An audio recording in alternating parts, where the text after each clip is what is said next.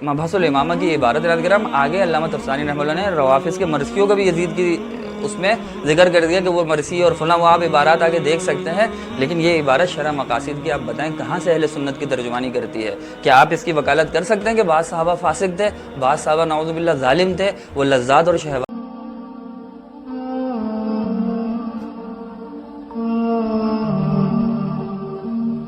अस्सलामु अलैकुम वरहमतुल्लाहि वबरकातुहू। आज की हमारी वीडियो उस्ताद मोहतरम शेखुल अज़ीज़ डॉक्टर मंजूर अहमद मैंगल साहब दामद बरकातुहुल आलिया और इंग्लैंड के बाज़ उलमा के दरमियान इस महीने में हालिया दिनों में जो निज़ात चल रहा है, जो इख्तिलाफ़ चल रहा है, उससे मुतालिक आज की हमारी ये दूसरी वीडियो है। गुज़िश्ता दिनों पहली वीडियो में हमने मुख्तसरुल मानी की इबारत और इस इख्तिलाफ़ के पूरे पस मंज़र को कि असल इख्तिलाफ़ क्या है और क्या किन किन चीज़ों पर इख्तिलाफ़ है, बड़ी तफसील से हमने आपके सामने दो हिस्सों में उस वीडियो को अपलोड किया था। उसमें ये चीज़ें आपके सामने आ गई थी, इंशाअल्लाह आपकी नज़र से गुजरी होगी।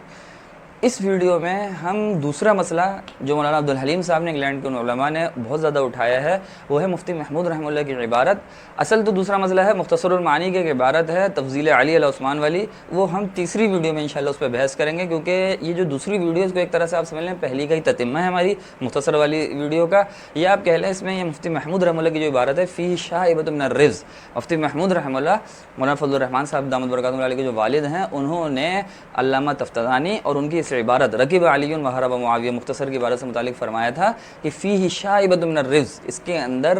रिज़्क़ का असरात हैं, रिज़्क़ की बू आ रही है इस इबारत से। और अल्लामा तफ़्तानी रहमतुल्लाह से मुतालिक उन्होंने ये बयान दिया है, ये तहरीर दी है। तो इससे मुतालिक उस्ताद जी ने एक मकाम पे क्या तर्जुमा कर दिया, इसका क्या ऐसा कह दिया कि उसके ऊपर मौलाना अब्दुल हलीम साहब ने 10 मिनट की एक अलग वीडियो बनाई और मुख्तलिफ वीडियोज़ में उस तर्जुमे पे तानो तशनीह करते रहते हैं और बदज़बानी का मुज़ाहरा उस्ताद जी से मुतालिक और उस्ताद जी की इल्मी सलाहियत से मुतालिक करते हैं। ये चीज़ें हैं कुछ मैं आपके सामने इस वीडियो में बिलखुसूस ये चीज़ बयान करूँगा, लेकिन इस मुफ्ती महमूद रहमतुल्लाह की फ़ी शाइबतुन मिनर रिज़्क़ वाली इबारत, इससे मुतालिक तफसीलात से पहले कुछ बातें हैं, कुछ इश्कालात हैं जो पहली वीडियो से मुतालिक कुछ तहफ़्फ़ुज़ात थे बाज़ दोस्तों की तरफ से जो आए थे। तो मैंने आपको सामने पहले मुनासिब ये समझता हूँ कि पहले उन शुबहात का जवाब दे दिया जाए, उनसे मुतालिक वज़ाहत कर दी जाए। आखिर में मैं आपके सामने फ़ी शाइबतुन मिनर रिज़्क़ से मुतालिक मौलाना अब्दुल हलीम साहब की बेतुकी बेसरोपा बातों का जवाब आपके सामने पेश करूँगा। पहली बात देखें, बाज़ हज़रात ने ये तहफ़्फ़ुज़ात दिए कि आपने जिस तरह मैंने इन चारों हज़रात का तारुफ़ पिछली वीडियो में किया था, मुफ्ती सदरुद्दीन साहब, मौलाना यासिर हनफी साहब, मौलाना अब्दुल हलीम साहब और चौथे ये हज़रत जो तर्जुमान हैं अल इस्लाम प्रोडक्शन के, इनका नाम मैंने ज़िक्र नहीं किया था, मुझे इल्म नहीं। बाज़ दोस्त ये समझ रहे हैं कि ये कोई मेरी तरफ से इस्तेहज़ा या तानो तशनी पे महमूल कोई अमल है और मैं गोया कि इनका मजाक उड़ाना चाह रहा हूँ, नाउज़ुबिल्लाह। लेकिन मैं आपके सामने इस हकीकत का इज़हार करना मुनासिब समझता हूँ कि ये चारों का जो मैंने जिक्र किया, मैंने आपको पिछली वीडियो में भी बार बार कहा था, ये काबिल एहतराम है, मोहतरम उलमाए किराम है। इनकी इंग्लैंड में बहुत सी खिदमात हैं और होंगी जो मेरे इल्म में नहीं है, लेकिन बहरहाल ये काफ़ी अरसे से वहाँ पे मौजूद है। इनके चैनल पे बहुत सी इस्लाही वीडियोज़ भी मौजूद हैं जो एक माह कबल इन्होंने अपलोड करते रहे हैं उसके ऊपर। लेकिन एक माह से ये मैंने बताया 15 से 20 वीडियो इस मसले से मुतालिक इन्होंने मौलाना मंजूर मैंगल साहब के ख़िलाफ़ अपलोड की हैं। और दूसरी बात जो मैंने आपको पिछली वीडियो में बताई थी, मैं सिदक़े दिल से इस वीडियो में आपके सामने बता रहा हूँ कि ये जो साहब हैं इन्होंने 15-15 मिनट की बहुत सी वीडियो 10 मिनट की बनाई हैं, चैलेंजें दिए हैं, लेकिन उन्होंने अपना नाम वल्लाह कहीं पे जिक्र मेरे समाज से नहीं गुजरा कि इन्होंने अपना नाम जिक्र किया, इसलिए मैं कैसे जिक्र कर देता इनका नाम। और यासिर हनफी साहब की इन्होंने तस्वीर नहीं जिक्र की, ना कोई सोशल मीडिया पर ऐसी बात जिक्र है कि यासिर हनफी साहब कौन से हैं। बस इन्होंने ये बार बार जिक्र किया कि हम चारों ही महाज आराई में हैं, तो हमें ही जो है ना, हम ही सफ़ अव्वल के गोए के महाज आरा हैं, बाकी और उलमा इनके साथ होंगे लेकिन हम चार हैं। ये साहब, मौलाना अब्दुल हलीम साहब,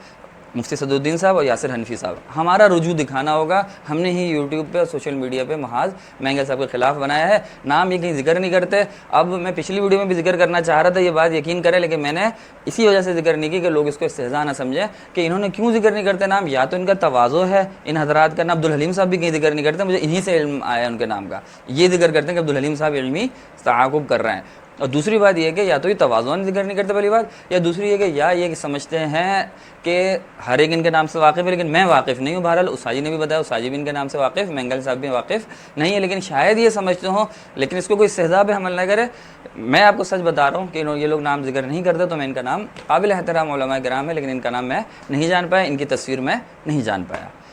ایک بات ہو گئی. دوسری بات دوستوں نے یہ تحفظات دیے کہ میری پہلی ویڈیو میں اس بات سے کہ استاد جی جہاں بار بار 500 علماء کا 1000 علماء کا طلباء کا ذکر کرتے ہیں کہ میں ان کو پڑھاتا ہوں, اس سے متعلق میں نے باتیں ذکر کی تھی کہ استاد جی کا یہ ذکر کرنا بنتا ہے. استاد جی کے سامنے اتنے بندے ہیں, میں اور آپ 10 طلباء بھی جمع نہیں کر سکتے. اس سے متعلق بعض دوستوں نے تحفظات دیے, یہ اشکال ذکر کیا کہ اس سے تو ایسا لگتا ہے کہ جو شخص زیادہ پڑھاتا ہے, پورے دن پڑھاتا ہے, پورے دن درس و تدریس سے رہتا ہے, وہ تو بات کر سکتا ہے, دوسرا بندہ جس کے بعد طلباء کرام نہیں ہے وہ بات نہیں کر سکتا. آپ کی بات سے یہ سمجھ میں آ رہا ہے.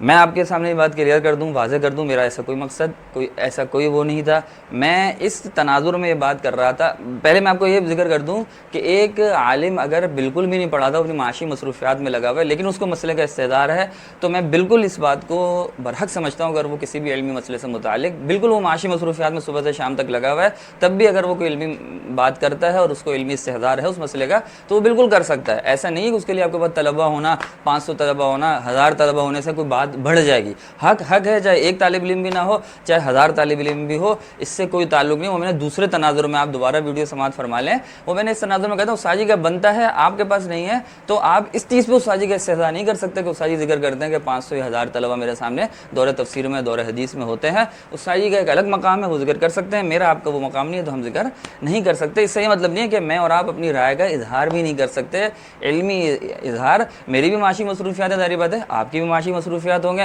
ہماری علمی مصروفیات بھی ہیں, اس سے کوئی فرق نہیں پڑتا. حق ہوتا ہے, چاہے وہ کسی مقام پہ بھی کسی شخص کی طرف سے بھی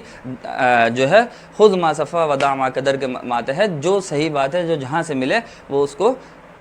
لینا بنتا ہے. تیسری بات, جو بعض تحفظات کا اظہار, ہماری پچھلی ویڈیو جو مختصر سے متعلق استاد جی کے مسئلے سے متعلق تھی, اس سے متعلق جو تیسرا اشکال بعض دوستوں نے کیا ہے وہ یہ کیا ہے کہ جو ہم نے ذکر کیا کہ علامہ تفتزانی رحمۃ اللہ سے متعلق مولانا عبدالحلیم صاحب نے کہا تھا, فرمایا تھا کہ ان کے عقیدے کو شرح عقائد میں دیکھ لیا جائے, لہذا رقیب علی محرب محاویہ سے 2 الگ اشخاص مراد ہیں. میں نے اس پہ یہ کہا تھا کہ مختصر شرح عقائد میں جمیع صحابہ کی عدالت والی بات جو آپ بار بار کر رہے ہیں, اس سے یہ بات ثابت نہیں ہوتی کہ علامہ تفتزانی رحمہ اللہ معاویہ رضی اللہ تعالیٰ عنہ سے متعلق بھی مثبت عقیدہ, ان کی عدالت یا ان سے متعلق اعتراضات کے قائل نہیں ہیں. اس بات پہ بھی بعض حضرات نے اشکال کیا کہ یہ بات ان حضرات کو بظاہر مناسب نہیں لگی. اس سے متعلق بعض تفصیلات میں آپ کے سامنے اس وقت عرض نہیں کرنا چاہ رہا تھا, لیکن اب یہ موقع آ بھی گیا ہے, تو میں آپ کو علامہ تفتزانی رحمہ اللہ اور ان کے نظریات اس ذیل میں حضرت معاویہ رضی اللہ تعالیٰ عنہ سے متعلق کیا ہیں, میں آپ کے سامنے تھوڑی تفصیل سے ان کی کتاب شرح عقائد اور شرح مقاصد سے, شرح عقائد کی جو تفضیل علی والی عبارت ہے میں نے بتایا, اس پہ تیسری ویڈیو ہم الگ بنائیں گے, وہ بات کی بات ہے. فی الحال حضرت معاویہ رضی اللہ تعالیٰ عنہ سے متعلق علامہ تفتزانی رحمہ اللہ کے شرح عقائد اور شرح مقاصد میں کیا نظریات ہیں ان صحابہ کرام سے متعلق, اور میری اس بات کے تصدیق میں اور اس بات کی دلیل کے طور پہ میں یہ کچھ عبارتیں ہیں آپ کے سامنے پیش کرتا ہوں. آپ اپنے دل پہ ہاتھ رکھ کے بتائیے گا کہ شرح عقائد کا, جس کا بار بار عبدالحلیم صاحب ذکر کرتے ہیں کہ وہ عقیدے کی کتاب ہے, ان میں حضرت کا عقیدہ دیکھ لیا جائے, وہ اہل سنت کا عقیدہ ہے. تو میں آپ کے سامنے ذکر کرتا ہوں جمیع صحابہ کی عدالت سے کہاں حضرت معاویہ کی عدالت یا مثبت ہونا ان کے نزدیک ثابت ہوتا ہے. کیوں؟ کیونکہ شرح عقائد میں انہوں نے کیا کہا ہے, اور شرح مقاصد جو علامہ تفتزانی کی کتاب ہے اس میں انہوں نے صحابہ سے متعلق کیا کہا ہے, آپ سماعت فرمائیں. شرح مقاصد کے علامہ تفتزانی رحمہ اللہ کی عبارت آپ کی اسکرین پہ آ رہی ہوگی, آپ ملاحظہ فرمائیں. پہلے میں اس کا ترجمہ کرتا ہوں آپ کے سامنے. فرماتے ہیں علی ان بعضهم قد حاد عن طریق الحق, بعض صحابہ کرام طریق حق سے, جادہ حق سے پھر گئے تھے, اعراض کر لیا تھا انہوں نے, دور ہو گئے تھے. وبلغ حد الظلم والفسق, اور وہ مشاجرات کرانے والے صحابہ کا ذکر چل رہا ہے کہ مشاجرات جنہوں نے حضرت علی سے مشاجرہ کیا تھا کہ وہ وبلغ حد الظلم والفسق, وہ حد ظلم اور فاسق ہو گئے تھے, فسق کی حد تک پہنچ گئے تھے. وکان الباعث له الحقد والعناد والحسد واللداد, اور اس کا باعث ان صحابہ کرام کے لیے کیا بنا تھا, حسد, بغض, عناد حضرت علی سے, یہ چیزیں ان کے لیے سبب بنی تھیں اس ظلم اور فسق تک پہنچنے کی. وطلب الملک والریاسہ, نعوذ باللہ تعالی, کس اہل سنت کا یہ عقیدہ نازل کرام, آپ بتائیں کہ وہ صحابہ کرام بادشاہت کے طالب تھے, خلافت کے طالب تھے, اس کی طلب میں حضرت علی سے لڑ گئے تھے جا کے. والمیل الی اللذات والشہوات, نعوذ باللہ تعالی من ذالک, کہ وہ صحابہ کرام لذات اور شہوات کو پورا کرنے کے طالب بن گئے تھے, وہ بعض صحابہ کرام. اذ لیس کل صحابی معصوما، امام تفسیرانی رحمہ اللہ فرماتے ہیں کہ ہر صحابی معصوم نہیں ہوتا، ولا کل من لقی النبی صلی اللہ علیہ وسلم، اور نہ جو آپ علیہ الصلوۃ والسلام سے ملنے والا ہر شخص، ہر صحابی معصوم ہوتا ہے، بالخیر موسومن، کہ ہر آپ علیہ السلام سے ملنے والا خیر ہی کے ساتھ ملا دیا جائے، اس کو جوڑ دیا جائے، ایسا نہیں ہے۔ بعض گویا کہ نعوذ باللہ شریر بھی تھے، شر کے ساتھ بھی متعلق تھے۔ الا ان العلماء، اب یہاں پہ اعتراض گویا کہ یہ آتا ہے کہ بعض علماء نے تو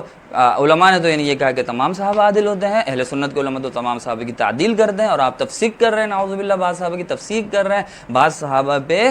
بے بنیاد اور بیہودہ الزام لگا رہے ہیں آپ، تو اس کا کیا جواب بھی دے رہے ہیں خود ماشاء اللہ، علامہ تفسیرانی رحمہ اللہ کہہ رہے ہیں بعض العلماء لحسن ظنہم باصحاب رسول اللہ صلی اللہ علیہ وسلم، بعض علماء کو حسن ظن ہے اصحاب رسول سے صلی اللہ علیہ وسلم، ذکروا لها محامل، انہوں نے اس کے محمل ذکر کر دیے، مختلف محمل ذکر کر دیے، وتأویلات بھی ہے، صحابہ کرام کی لذات، شہوات اور حق سے دور ہونے کی جو تھے ان کے محمل ذکر کر دیے، تعویلات کر دی ان کی، انہوں نے تلیق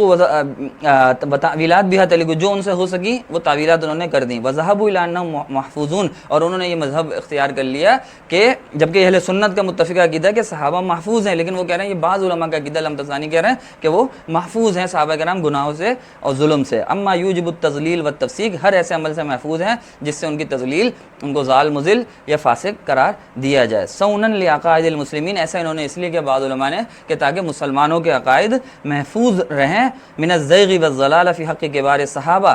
کبار صحابہ سے متعلق بھی وہ بد ظن نہ ہو جائیں، اس لیے باقی ان صحابہ سے جو مشاجرات والے ہیں ان سے متعلق تو بس یہ یقینی مسئلہ یہی ہے، لیکن انہوں نے تعویل کر کے گویا کہ شیعوں کی طرح توریہ کیا علماء نے، نعوذ باللہ تعالیٰ، اور انہوں نے صحیح سے مسئلہ بتایا ہی نہیں، تاکہ کبار صحابہ ابو بکر، عمر، عثمان، علی رضی اللہ عنہم عشرہ مبشرہ سے صحابہ جو ہے عوام بد ظن نہ ہو جائے، بد ظن نہ ہو جائے، تو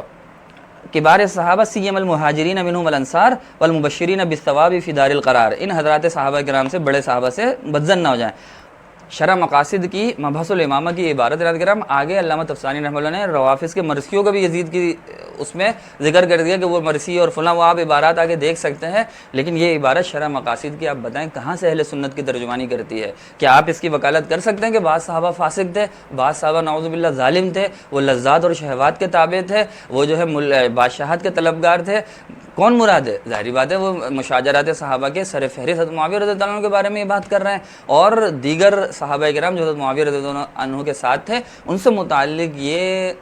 رائے کا اپنی اظہار کر رہے ہیں۔ یہ اہل سنت کا مذہب نہیں ہے، یہ اہل سنت کا، آپ نے دل پہ ہاتھ رکھ کے بولیں، اس عبارت کا جو میں نے ترجمہ کیا ہے آپ کسی سے بھی ترجمہ کرا لیں، ایک غیر عربی بھی اس عبارت کو، میں آپ کے سامنے اسکرین پہ آ رہی ہے، آپ پھر ملاحظہ فرما لیں، غیر عربی بھی سمجھ سکتا ہے، یہ الفاظ کو اتنے ایسے نہیں ہیں، اردو میں استعمال ہونے والے اکثر الفاظ ہیں، کس طرح سے علامہ تفسیرانی رحمہ اللہ ان صحابہ کرام سے متعلق اپنی رائے کا جو غلط رائے ہے، میں اس کو کسی بھی صورت میں اس کو ضلالت سے کم پہ تعبیر نہیں کر سکتا، جو سعد محترم رحمہ اللہ نے اس عبارت سے متعلق نہ کام کہا ہے، یہ نہیں ہے کہ امام تفسیرانی رحمہ اللہ کو پورا کا پورا ضال مضل کر دیا ہے، بعض عبارات کو سمجھنے کی بھی ضرورت ہوتی ہے، بعض باتوں کو، ایسا نہیں ہے کہ آپ ہر بات کو ہر جگہ پورے کے پورے پہ فٹ کر دیں۔ بہرحال یہ عبارت ہے آپ کے سامنے، اب میں شرح عقائد کی عبارت ذکر کرتا ہوں کہ اس شرح عقائد کی جس کی یہ بار بار ذکر کرتے ہیں کہ تفسیرانی رحمہ اللہ کا عقیدہ شرح عقائد میں دیکھ لیا جائے۔ اب میں آپ کے سامنے بتاتا ہوں کہ کیا عقیدہ ہے شرح عقائد میں۔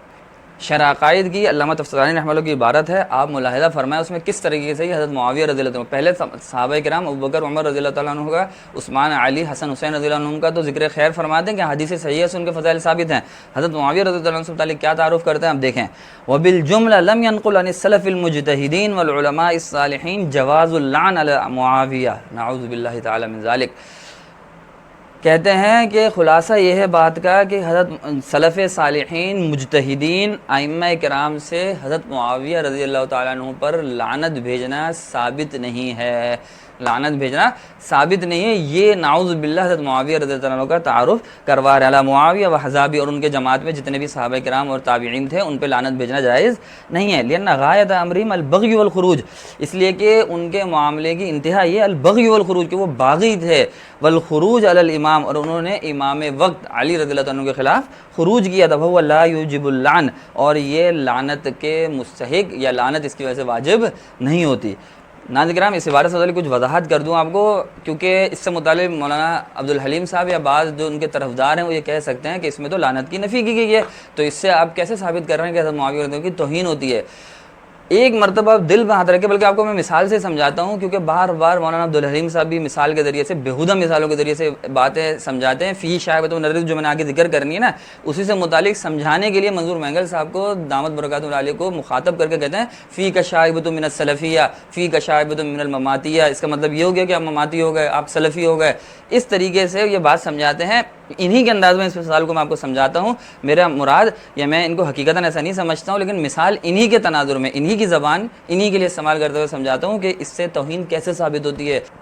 دیکھیں یہ ایسے ہی ہے کہ کسی جلسے میں، کسی تقریب میں مولانا عبدالحلیم صاحب اپنے معتقدین کے ساتھ، ظاہر بات ہے یہ بڑے مسجد کے امام ہوں گے، انگلینڈ میں ہوتے ہیں کب سے، ان کے معتقدین، ان کے جاننے والے بھی ہوں گے، ان کے ساتھ یہ موجود ہوں کسی مجلس میں، کسی جلسہ گاہ میں. وہاں پہ قرآن کریم کی تلاوت اور نظم و نعتوں کے بعد ان کو جب بلانے کا وقت آئے تو اسٹیج سیکرٹری ان کے تعارف یہ کریں کہ یہ آ رہے ہیں مولانا عبدالحلیم صاحب. ان پہ، ان کے گھر پر کوئی لعنت گھر میں نہیں بھیجتا ہے، نہ ان کے محلے میں، علاقے میں کوئی شخص ان کو لعنتی قرار نہیں دیتا ہے، اور یہ ملعون نہیں ہے. اگرچہ انہوں نے مولانا منظور مینگل صاحب سے نزاع کیا ہے، ان سے جھگڑا کیا، لیکن پھر بھی ان کو نہ ان میں سے، نہ ان کا کوئی معتقد لعنتی قرار نہیں دیتا ہے. جب یہ تعارف ان کا کرایا جائے تو اس تعارف پہ ان کے معتقدین اس سے لڑنے کے لیے تیار ہو جائیں، اس سے لڑنے کے لیے پہنچے اسٹیج سیکرٹری سے کہ بھائی یہ کیسا تعارف کرا رہے ہو. ان کا تعارف تو ایسے کراؤ کہ یہ قرآن و حدیث کے حافظ ہیں، سمجھنے والے ہیں، فقہ کو جانتے ہیں، یہ مسائل کو جانتے ہیں، یہ تدریس کرتے ہیں. تم ایسے ان کے فضائل بتاؤ. تم یہ کیا کہہ رہے ہو کہ ان کو لعنت نہیں بھیجتا کوئی، نہ گلی میں، نہ محلے میں، اگرچہ انہوں نے مینگل صاحب سے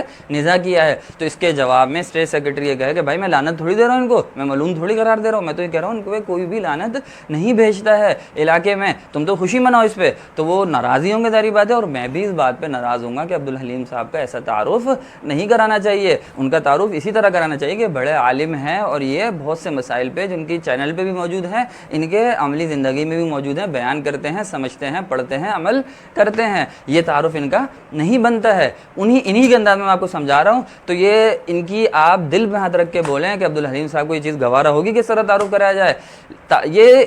تفتزانی رحمہ اللہ کی عبارت کی وکالت کر لیں گے، یہ کسی طریقے سے بھی گھما پھرا کے اس کو ثابت کر لیں گے، لیکن یقین کریں اس عبارت سے یہی ثابت ہوتا ہے. کیونکہ معاویہ رضی اللہ عنہ کا تعارف یہ بنتا تھا. وہ بالجملہ کے بعد خلاصہ کہ وہ کاتب وحی ہیں، وہ آپ علیہ الصلوۃ والسلام کی زوجہ مطہرہ کے بھائی ہیں، وہ جلیل القدر صحابی ہیں، وہ مدبر سیاستدان ہیں. ان کی خلافت کو بھی خلافت قرار دیا گیا ہے. اگر وہ بادشاہت تھی بھی تو رحمت والی بادشاہت تھی. اور بھی بہت ساری چیزیں ان کے مناقب میں بتائی جا سکتی تھیں، بجائے اس کے کہ وہ بالجملہ سے یہ کہنا کہ کسی بھی سلف صالح اور مجتہدین نے ان پہ لعنت نہیں کی، نعوذ باللہ تعالی من ذالک، اور ان کے حزاب پہ لعنت نہیں کی. اور لعنت کیونکہ انہوں نے صرف باغی تھے. یہ باغی ہونا کس اہل سنت کا عقیدہ ہے کہ ان کو باغی اور خروج علی الامام کا قائل کہا ہو؟ اہل سنت کے نزدیک دونوں حق پہ تھے، کوئی باغی نہیں تھا. ناظرین کرام، باغی حضرت حسین رضی اللہ تعالیٰ عنہ جو حق کا استعارہ ہے ان پہ حملہ کرنے والے ہو سکتے ہیں، لیکن باغی حضرت معاویہ رضی اللہ عنہ کی جماعت کو قرار دینا یہ علامہ تفتزانی رحمہ اللہ کا عقیدہ تو ہو سکتا ہے، یہ اہل سنت کا عقیدہ نہیں ہے. دونوں حق پہ تھے. ایک مجتہد خاطی تھا حضرت معاویہ رضی اللہ عنہ، وہ مصیب تھے، وہ یہ مختی تھے، وہ مصیب تھے حضرت علی رضی اللہ عنہ، لیکن باغی یا خروج کرنے والے نہیں تھے. یہ سارے تعارف علامہ تفتزانی رحمہ اللہ کو مبارک ہوں، یہ سارے تعارف مولانا عبدالحلیم صاحب کو مبارک ہوں. یہ تعارف حضرت معاویہ رضی اللہ عنہ کا ایک اہل سنت، ایک سنی برداشت نہیں کر سکتا. شرح مقاصد کی عبارت، شرح العقائد کی عبارت، تفضیل علی والی عبارت جس پہ ہم اگلی ویڈیو بنائیں گے، یہ ساری چیزیں یہ بتاتی ہیں کہ ان حضرت معاویہ رضی اللہ تعالیٰ عنہ سے متعلق علامہ تفتزانی رحمہ اللہ کا عقیدہ اہل سنت کے خلاف ہے. ان عبارتوں سے براعت ایک اہل سنت عالم، ایک اہل سنت انسان کے لیے ضروری ہے. شرح مقاصد کی جو عبارت میں نے آپ کے سامنے ذکر کی کہ صحابہ کو انہوں نے گمراہ قرار دیا ہے. اب ہم اگر علامہ تفتزانی رحمہ اللہ سے متعلق استاذی کہہ دیتے ہیں اس عبارت میں کہ یہ ضلالت ہے، گمراہی ہے، تو آپ اتنا ڈنڈورا پیٹتے ہیں، بار بار کہہ رہے ہیں کہ عالم فلاں مجتہد اعظم علامہ تفتزانی، 6 القاب لگا کے ان کا نام بتا رہے ہیں. آپ کو حضرت معاویہ رضی اللہ عنہ کی گستاخی، صحابہ کرام کی گستاخی نظر نہیں آ رہی؟ تفسیق کر رہے ہیں براہ راست، ظالم قرار دے رہے ہیں، شہوات کا طالب قرار دے رہے ہیں، بادشاہت کا طالب قرار دے رہے ہیں. کس اہل سنت نے یہ بات کہی ہے؟ کسی ایک اہل سنت کی عبارت دکھا دیں مجھے آپ، کوئی ایک فتویٰ دکھا دیں جس میں یہ کہا ہو کہ وہ صحابہ کرام جو مشاجرات والے تھے وہ بادشاہت کے طالب تھے، وہ ظالم تھے، وہ شہوتوں کے پیچھے بھاگنے والے تھے. نعوذ باللہ تعالی من ذلک. میں 1000 بار اس پہ توبہ کرتا ہوں. ایسی کسی عبارت کی وکالت کو میں اللہ تعالیٰ کی بارگاہ میں اس سے 1000 بار توبہ کرتا ہوں کہ میں کسی ایسی عبارت کا وکیل بن جاؤں جو علامہ تفتزانی نے شرح مقاصد میں ذکر کی ہے، شرح عقائد میں جو حضرت معاویہ رضی اللہ عنہ کا تعارف کرایا ہے، جو بھی بات ان سے متعلق یہ ذکر کی ہے. تو یہ عبارتیں، ان کا وکالت آپ کو ہی مبارک عبدالحلیم صاحب، ہم ان چیزوں کی وکالت یا ان کی طرفداری نہیں کر سکتے. ایک دوسرے نے ایک اور اشکال کا ذکر کیا تھا، وہ بھی میں پہلے بھول گیا تھا، وہ بھی آپ کے سامنے ذکر کر کے پھر فی شائبۃ من الرجز پہ بات کر کے بات کو ویڈیو کو ختم کرتے ہیں۔ انہوں نے یہ ذکر کیا تھا کہ ان ابحاث کو سوشل میڈیا پہ، میرے بہت اچھے دوست ہیں، انہوں نے ذکر کیا کہ سوشل میڈیا پہ ذکر کرنا مجھ سے صاحب بنتا ہے یا نہیں بنتا۔ میں نے ان کے سامنے تو یہی ذکر کیا تھا کہ بھائی دیکھیں یہ چیزیں اب سوشل میڈیا پہ آ گئی ہیں، انجینئر مرزا اور اس جیسے دیگر بہت سے عجیب و غریب قسم کے انسان سوشل میڈیا پہ موجود ہیں جو پھر ان چیزوں کو اچھالتے ہیں۔ تفتزانی رحمۃ اللہ کو آپ تو کہیں گے کہ امام اہل سنت ہیں، وہ حنفیہ کے وکیل ہیں اور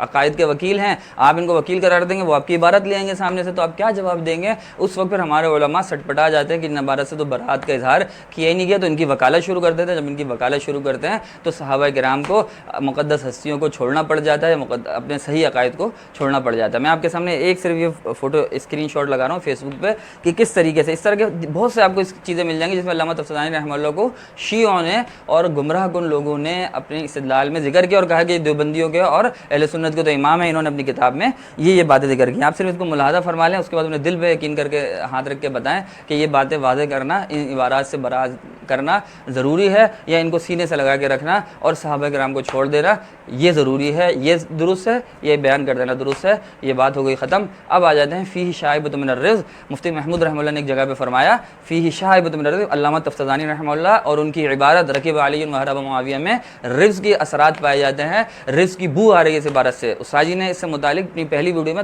وضاحت کے ساتھ کیا لفظ فرمایا ہے، آپ سن لیں۔ تفسیر محمود میں 5ویں نمبر پر مفتی محمود رحمۃ اللہ علیہ خود فرماتے اس تفتازانی کے بارے میں کہ فیہ شائبۃ من الرفض، رافضیت کی بدبو اس سے آ رہی اور رافضیت کا شائبہ اس بندے کے اندر بھی موجود ہے۔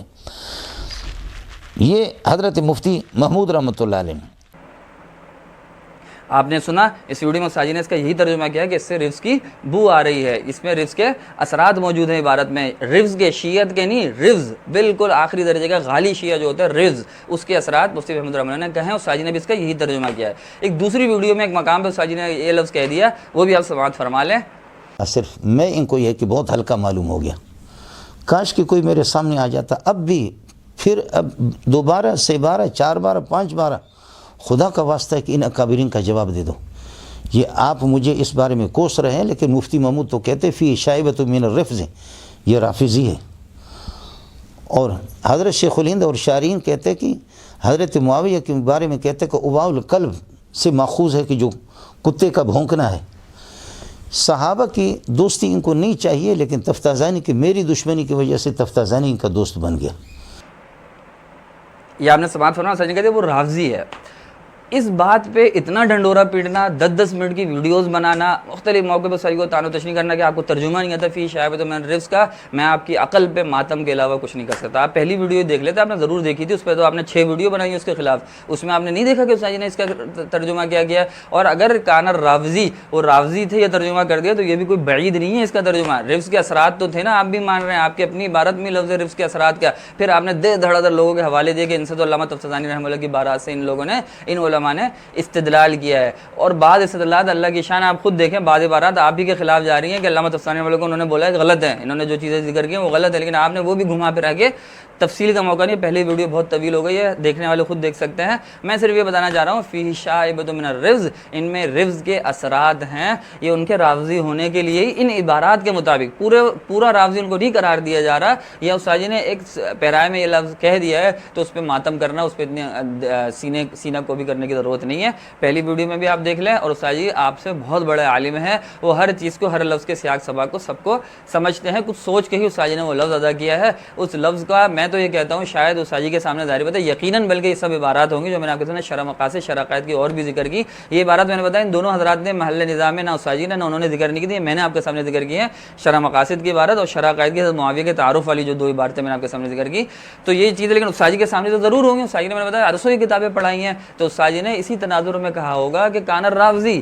وہ رافضی ہی تھے حضرت معاویہ سے متعلق، حضرت معاویہ رضی اللہ عنہ متعلق ان کے عقائد اہل رفض والے ہیں۔ حضرت معاویہ اور مشاجرت صحابہ میں حضرت معاویہ کے ساتھ موجود صحابہ کرام سے متعلق یہ بات آپ کو ماننی پڑے گی، ان نظریات کو، ان عبارات کو چھوڑنا پڑے گا۔ اگر آپ ان کو سینے سے لگائے رکھیں، یقین کریں کل کو آپ شیعہ کے سامنے مناظرہ بھی ہار جائیں گے، آپ رافضیوں کے سامنے مناظرہ ہار جائیں گے اگر آپ نے ان عبارتوں کی ترجمانی کرتے رہے، ان عبارات کو اپنے سینے سے لگائے رکھے، تو یہ نظریات اہل سنت کے نہیں ہیں۔ اہل سنت تو کون ہوتے ہیں؟ کرام میں آپ کو بتاتا ہوں ایک مسئلہ اور بھی ہے کہ یزید کو کافر قرار دیا ہے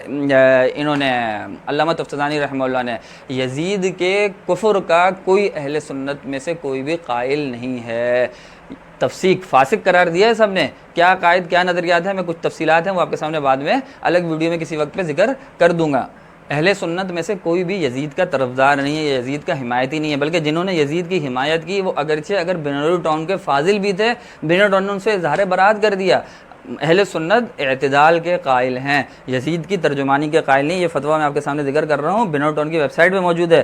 محمد عظیم الدین صدیقی نام کے 1379 کے فاضل، کئی سال پرانے فاضل تھے بنور ٹاؤن کے، ان کی سندات کو قطع کر دیا بنور ٹاؤن نے، وفاق نے، جب انہوں نے دیکھا حیات سیدنا یزید نام کی کتاب لکھی جس میں یزید کی طرفداری کی گئی تھی. محمود عباسی رحمہ اللہ بڑے عالم تھے، لیکن ان کے نظریات سے اہل سنت نے، کیونکہ وہ یزید کی حمایت کرتے تھے، یزید کی طرفداری کرتے تھے، تو خلافت یزید و معاویہ نامی کتاب کی کبھی اہل سنت نے بلکہ ان کے خلاف کتابیں لکھی ہیں اس کتاب کے خلاف. لہذا اہل سنت نہ یزید کے ساتھ کھڑے ہیں لیکن یزید کو کافر بھی قرار نہیں دیتے. علامہ تفتزانی رحمہ اللہ نے شرح عقائد میں قرار دیا جس پر ساجی نے پوری بحث کی ہے اپنی پہلی ویڈیو کے اندر کہ کافر قتل صحابی سے اگر یزید کو قاتل قرار دیں بھی حضرت حسین رضی اللہ عنہ کا، اس کا ذمہ دار تھا نہیں تھا وہ بھی الگ بحث ہے، لیکن قاتل تو نہیں تھا نا. بہرحال یہ تو آپ سب میں مانتے ہیں کہ وہ الگ جگہ پہ تھا. حسین رضی اللہ عنہ کا قتل کربلا میں، مقام کربلا پہ جو ہوا ہے وہاں پہ وہ موجود نہیں تھا. قاتل تھا تب بھی کافر نہیں تھا، قتل صحابی سے کافر نہیں ہوتا. حضرت حسین رضی اللہ عنہ ظاہری بات ہے امام برحق تھے اور ان کا جو خروج تھا وہ بغاوت نہیں تھا، وہ خلافت کو علی منہاج النبوہ قائم کرنے کے لیے نکلے تھے. جو بھی تفصیل ہے، یا اسی طرح بعض اہل حدیث عالم ہیں جو ان کو کہتے ہیں کہ حضرت حسین رضی اللہ عنہ نعوذ باللہ ڈاکو کے ہاتھوں مارے گئے تھے، وہ کوئی یزید سے لڑنے یا کوئی ایسا معاملہ ہی نہیں تھا. ہم ایسی ہر چیز سے برات کا اظہار کرتے ہیں. اہل سنت ایسی کسی یزید کے کسی ایسے دفاع کے قائل نہیں، یزید کو فاسق سمجھتے ہیں. اس پہ لعنت سے متعلق کیا مذہب ہے وہ بھی میں آپ کے سامنے ذکر کر دوں. مولانا رشید احمد گنگوہی رحمہ اللہ فرماتے ہیں یزید مومن تھا، بسبب قتل کے فاسق ہوا، کفر کا حال معلوم نہیں، کافر کہنا جائز نہیں کہ وہ عقیدہ قلب پر موقوف ہے. ایک اور جگہ فرماتے ہیں ہم مقلدین کو احتیاط سکوت میں ہے، کیونکہ اگر لعنت جائز ہے تو نہ کرنے میں حرج نہیں، اس لیے کہ لعنت نہ فرض ہے، نہ واجب، نہ سنت، نہ مستحب، محض مباح ہے. لیکن اگر آپ حضرت حسین رضی اللہ عنہ کی محبت میں لعنت بھیجتے بھی یزید پہ کوئی حرج نہیں ہے. اہل سنت کے نزدیک اس میں کوئی حرج نہیں ہے، واجب مستحب فرض نہیں ہے، لیکن نہ بھیجیں، سکوت کریں تو بھی کوئی نہیں. تلک امۃ قد خلت لہا ما کسبت ولکم ما کسبتم. لیکن اگر لعنت بھیجتے بھی تو بھیج سکتے ہیں، کافر نہیں ہے. تفتزانی رحمہ اللہ نے اس کو کافر قرار دیا ہے. لا فی شانی ہی بل فی ایمان ہی کے لفظ انہوں نے ذکر کیے ہیں، تو بل فی ایمان ہی کے لفظ کی طرفداری آپ کر سکتے ہیں. اہل سنت نہیں کرتے، اہل سنت دفاع تو نہیں کرتے لیکن کافر قرار نہیں دیتے. اہل سنت میں کیا کرتے ہیں میں آپ کو بتا رہا ہوں. یزید سے متعلق ایک ویڈیو میں انشاءاللہ پھر بناؤں گا کہ اس میں بہت سی تفصیلات ہیں. جو صحیح بخاری کی حدیث ہے جس سے استدلال کیا جاتا ہے یزید کی تعدیل پہ، بعض حضرات کرتے ہیں کہ وہ جو غزوہ بحر والی حدیث ہے، میرے ذہن میں اس وقت پورا واقعہ معاملات نہیں ہے، میں اس کو خلاصتاً ذکر کر رہا ہوں کہ اس حدیث کے بھی جواب دیے گئے کہ یزید کی تعدیل اس سے ثابت نہیں ہو سکتی، پہلے غزوے میں یزید موجود نہیں تھا. یعنی اہل سنت نے یہ کیا. میں آپ کو رائے حق بتا رہا ہوں کہ یزید سے متعلق میں ایک ویڈیو مستقل بناؤں گا، اس میں اس سے متعلق اہل سنت کے نظریات، اور قاری طیب صاحب، مفتی شفیع صاحب اور علامہ عبدالرشید نعمانی صاحب، ان تینوں نے جو کتاب لکھی ہیں وہی ہمارے اہل سنت نے قرار دیا. اس میں مسئلہ کے اعتدال ذکر کیا، وہ وہی ہے جو مفتی رشید صاحب نے خلاصہ میں نے آپ کو ذکر کیا کہ وہ فاسق تھا بقتل حسین کی وجہ سے، کافر نہیں تھا، دل کا حال اللہ جانتا ہے، سکوت اختیار کرنا چاہیے. لعنت کرتے بھی ہیں تو فرض واجب مستحب نہیں ہے، لیکن اگر آپ حضرت حسین رضی اللہ عنہ کی محبت میں کرنا چاہتے ہیں تو اس کی اجازت بہرحال موجود ہے. امید ہے آپ کو اس سارے پس منظر میں ویڈیو سمجھ آئی ہوگی، پسند آئی ہوگی. اپنا خیال رکھیے گا. اللہ تعالیٰ ہم سب کا حامی ناصر ہو. السلام علیکم ورحمۃ اللہ وبرکاتہ.